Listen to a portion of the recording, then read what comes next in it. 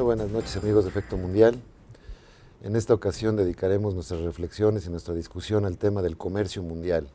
Dentro de la gran crisis que está viviendo el mundo en su economía, sobre todo la parte financiera, la parte de desempleo tan aguda, lo que estamos observando en Europa, sin duda el comercio internacional es uno de esos motores, uno de esos grandes resortes que puede ayudar a paliar esta crisis y a salir más rápidamente de ella.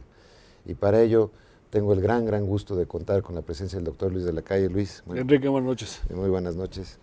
Gracias por estar con nosotros. Como saben ustedes, Luis de la Calle es un gran especialista en todos estos temas, especialmente en lo que son la configuración del comercio, no solamente en nuestro país, donde ha sido un particular protagonista, sino también en cómo se están moviendo las tendencias mundiales en torno a esta actividad. Así es que vamos a nuestro corte tradicional de noticias de la semana y regresamos con el doctor Luis de la Calle. La Organización Mundial de Comercio predijo en septiembre que el comercio mundial se expandiría a 13.5% en 2010, impulsada por el crecimiento en Asia, encabezados por China e India, después de la caída mayor desde la Segunda Guerra Mundial en 2009, en medio de la crisis financiera. El crecimiento del comercio mundial mostró algunos signos de moderación en el cuarto trimestre. Los altos precios del petróleo y los costos de los alimentos representan un riesgo para el comercio, ya que tienden a frenar el crecimiento.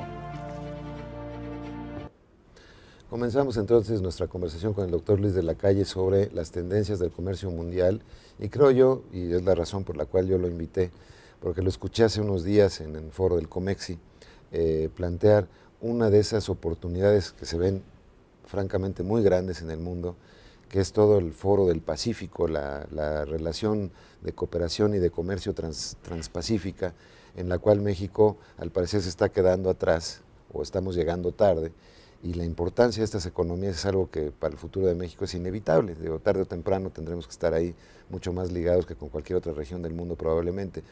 No sé si pudieras como inicio del programa plantear cuál es el desafío que tiene México en el área del Pacífico, Luis.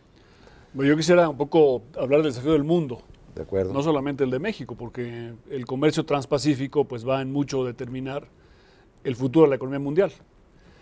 Uno de los problemas que tenemos por la crisis que se originó en 2008 y que sigue y seguirá un tiempo, es que hay un desbalance de las economías.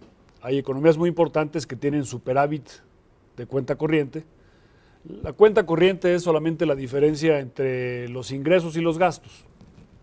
Entonces China, por ejemplo, tiene ingresos muy superiores a sus gastos y tiene por lo tanto un superávit de cuenta corriente. Alemania tiene otro, Japón tiene otro.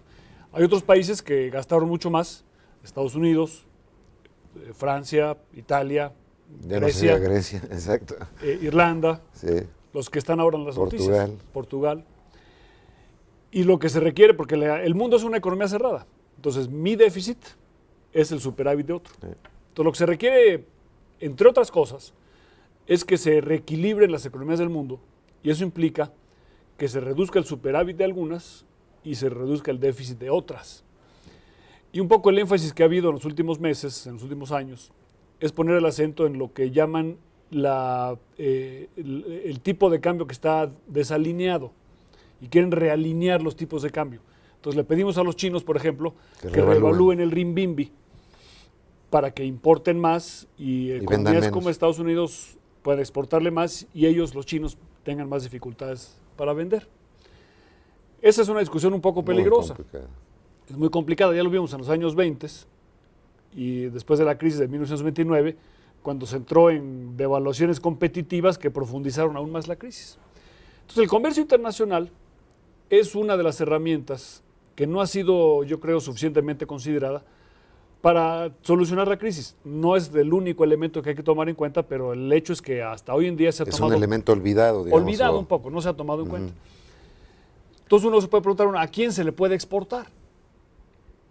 Porque se requiere que haya capacidad de compra. Que haya capacidad de compra. Bueno, se le puede exportar a China. Alemania. Se le puede exportar a Alemania, pero Alemania es una economía ya abierta. Se le puede exportar a Japón. Japón es una economía más o menos abierta. Se le puede exportar a la India, que es una economía más o menos cerrada. Se le puede exportar a Brasil, que es una economía grande y también más o menos cerrada, y se le puede exportar a Rusia. Entonces estos países son exactamente los BRICS. Exacto. con excepción de Japón y de Alemania, que ya están más o menos abiertos, pero los demás son BRICS. Entonces, a lo mejor la agenda comercial que nos conviene a nosotros, la agenda comercial que le conviene a Estados Unidos y a Europa, es una, oye, abramos a los BRICS y pongamos el acento no solamente en cambiemos los tipos de cambio, sino abramos la economía china. Vayamos a la apertura. Vamos a abrir la economía china. Hay que recordar que en el año 2000, cuando China ingresa a la OMC, los productores en China tomaron esa entrada de China a la OMC como la señal de que había que exportar y las multinacionales como la señal de que había que utilizar a China como plataforma de exportación. Bueno, si China se abriera hoy, los consumidores chinos tomarían esa medida como una señal de que hay que consumir más y las empresas como una señal de que China es un mercado y no solamente una plataforma. Entonces, una agenda que nos permita empezar a vislumbrar la apertura de los BRICS, yo creo que posicionaría a México de una manera muy importante, muy interesante en el ámbito internacional. De hecho, en el último congreso del Partido Comunista Chino, en el 6º Congreso, viendo las tendencias económicas, esta famosa W, las recesiones sucesivas que se puedan venir, tomó la decisión del Partido Comunista Chino de que el siguiente paso era fortalecer el mercado interno. A China le da la ventaja de que empezar a discutir la apertura comercial hace que haya menos presión sobre la revaluación del renminbi. Entonces, China tiene un interés estratégico de discutir la apertura comercial para alejarse de la discusión de la revaluación del renminbi.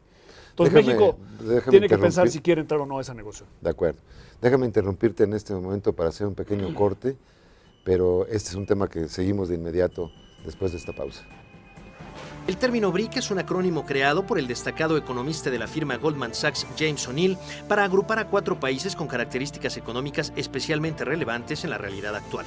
Se trata de Brasil, Rusia, India y China, que además de ser naciones que comparten una gran población, un gran territorio y un alto ritmo de crecimiento económico, comparten de manera adicional la característica de ser superavitarios en su balance de cuenta corriente, lo que principalmente significa que por concepto de comercio internacional en ellos entra más dinero del que sale, por lo que una oportunidad de reactivar la economía mundial reside en lograr que estos países compren más al exterior y vendan menos.